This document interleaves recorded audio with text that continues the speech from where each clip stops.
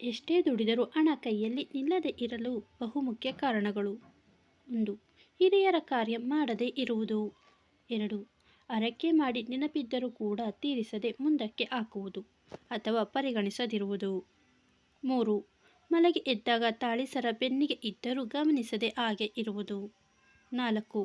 ಹೆಣ್ಣು ಮಕ್ಕಳನ್ನು ಕೀಳಾಗಿ ನಡೆಸಿಕೊಳ್ಳುವ ಮನೆಯಲ್ಲಿ ಏಳಿಗೆ ಇರಲು ಸಾಧ್ಯವಿಲ್ಲ.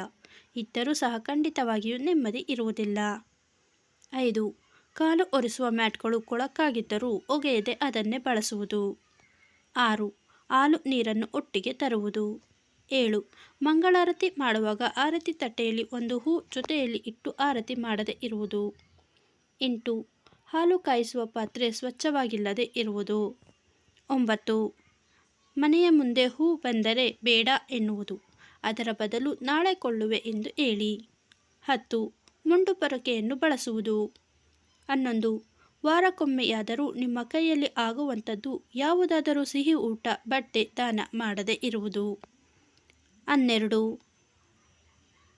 ದೇವರ ಮನೆಯಲ್ಲಿ ಅಥವಾ ದೇವರ ಫೋಟೋ ಪಕ್ಕದಲ್ಲಿ ಪೂಜ್ಯರ ಫೋಟೋ ಅಥವಾ ಸತ್ತವರ ಫೋಟೋ ಹಾಕುವುದು. 13. ರೊಟ್ಟಿಯ ಹಂಚನ್ನು ಅಥವಾ ಹಾಲು ಪಾತ್ರೆಯನ್ನು ಬೋರಲು ಹಾಕಿದ್ದರೆ. 14. ಹಾಸಿಗೆಯನ್ನು ಪೊರಕೆಯಿಂದ ಕ್ಲೀನ್ ಮಾಡುವುದು. 15. ತುದಿ ಮುರಿಯದೆ ಹಣ್ಣುಗಳನ್ನು ನೈವೇದ್ಯ ಮಾಡುವುದು. 16.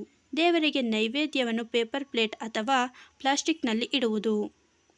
17. ಅಂತ್ಯಕ್ರಿಯೆ ಮೆರವಣಿಗೆಯ ಮುಂದೆ ನಡೆಯುವುದು. 18. ಟವೆಲ್, ಚಿಕ್ಕಮಣೆ ಯಾವುದೂ ಹಾಕಿಕೊಳ್ಳದೆ ನೆಲದ ಮೇಲೆ ಕುಳಿತು ಪೂಜೆ ಮಾಡುವುದು. 19.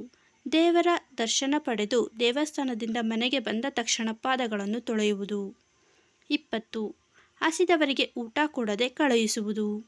ಸ್ನೇಹಿತರೆ, ವಿಡಿಯೋದಲ್ಲಿರುವ ಮಾಹಿತಿ ಇಷ್ಟ ಆಗಿದ್ದರೆ ವಿಡಿಯೋನ ಲೈಕ್ ಮಾಡಿ, ಶೇರ್ ಮಾಡಿ ಹಾಗೂ ಚಾನಲನ್ನು ಸಬ್ಸ್ಕ್ರೈಬ್ ಮಾಡಿ.